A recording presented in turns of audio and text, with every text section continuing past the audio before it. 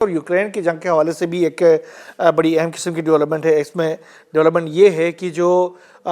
گزشتہ روز جو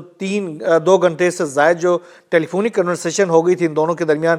پوٹین اور صدر ٹرمپ کے درمیان، اس کے بعد سے آج صدر ٹرمپ نے ایک بیان جاری کیا۔ انہوں نے کہا کہ میں پوٹین کے ساتھ ملاقات نہیں کروں گا۔ انہوں نے کہا کہ پوٹین کے ساتھ میری ملاقات جو بات چیت ہوتی ہے وہ بڑی تعمیری ہوتی ہے، لیکن مذاکرات کے بعد، بات چیت کے بعد وہ اپنے پرانے روش پہ چلے جاتے ہیں، لہٰذا میں ان کے ساتھ کوئی بات چیت نہیں کروں گا۔ اس کے ساتھ ساتھ انہوں نے رشیا کے اوپر باقاعدہ طور پر کچھ پابندیاں دوبارہ سے عائد کر دی ہیں، خاص طور پر یوکرین جنگ روکنے کے حوالے سے دباؤ ڈالنے کے لیے تیل کی جو بڑی کمپنیاں ہیں ان کے اوپر پابندیاں عائد کی ہے۔ اوول آفس میں جو نیٹو کے سیکرٹری جنرل کے ہمراہ پریس کانفرنس کی ہے امریکی صدر نے، اور انہوں نے کہا کہ آج بہت بڑا دن ہے، روس کی 2 بڑی تیل کی کمپنیوں پر پابندی لگائی ہے، امید ہے پوٹین معقول رویہ اختیار کرنے پر مجبور ہو جائیں گے۔ اس کے ساتھ ساتھ یوکرین کی جانب سے ایک بہت بڑا حملہ بھی کیا گیا ہے رشیا کے اوپر، جس میں جو روسی وزارت دفاع ہے انہوں نے اپنا بیان جاری کیا۔ انہوں نے کہا کہ جو رشیا ہے اس نے روس کے یوکرین کے تقریباً 139 فضائی حملے جو ہیں وہ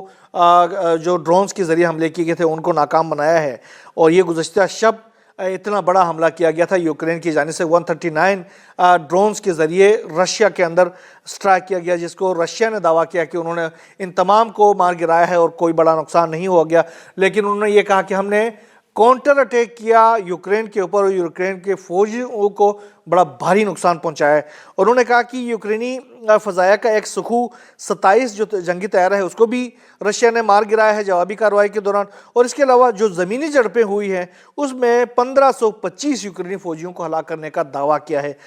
روسی فوج تمام محاذوں پر پیش رفت کر رہی ہے اور یوکرینی جو ڈرون ہے ان حملوں کا مؤثر جواب دیا جا رہا ہے۔ یہ ایک بڑی ڈیولپمنٹ ہے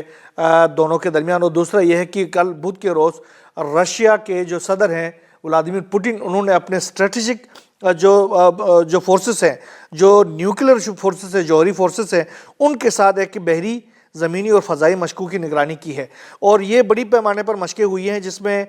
زمینی لانچ سائٹ سے بین البراعظمی جو بیلسٹک میزائل ہے یارس، اس کا بھی تجربہ کیا ہے، اور اس کی باقاعدہ صدر پوٹین نے نگرانی کی ہے، اس کو اپنی نگرانی میں اس کو فضا میں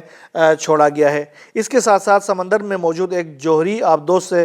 سینوا بیلسٹک میزائل کو بھی داغا گیا ہے، جس کی ویژول بھی انہوں نے جاری کی ہے۔ اس کے ساتھ ساتھ مشق کے دوران اسٹریٹجک بمبار طیاروں سے جوہری صلاحیت کے حامل کروز میزائل بھی فائر کیے گئے ہیں۔ یہ بہت بڑی ڈیولپمنٹ ہے، کیونکہ امریکہ کی جانب سے بھی اطلاعات آ رہی ہیں کہ وہ یوکرین کے ذریعے ڈیپ انسائڈ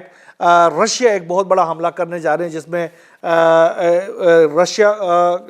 کو بڑا نقصان پہنچانے کی کوشش کی جائے گی۔ یہ خبریں امریکہ کے اخبارات، امریکہ کے جو ویب سائٹس، امریکہ کے جو نیوز ایجنسیاں ہیں ان کی جانب سے بھی آئی ہیں، رشین نیوز ایجنسیوں کی جانب سے آئی ہیں، اور ساتھ ساتھ جو دنیا بھر کے اخبارات کی زینت بنے ہیں کہ امریکہ نے گو اہیڈ دیا ہے یوکرین کو کہ وہ اپنے جو لانگ رینج میزائل سے وہ فائر کر سکتا ہے رشیا کے خلاف۔ تو اگر اس طرح کی کوئی ایکٹیویٹی ہوتی ہے تو اس کے نتیجے میں خاص طور پر اس ریجن کے اندر ایک دوبارہ سے ایک بہت بڑی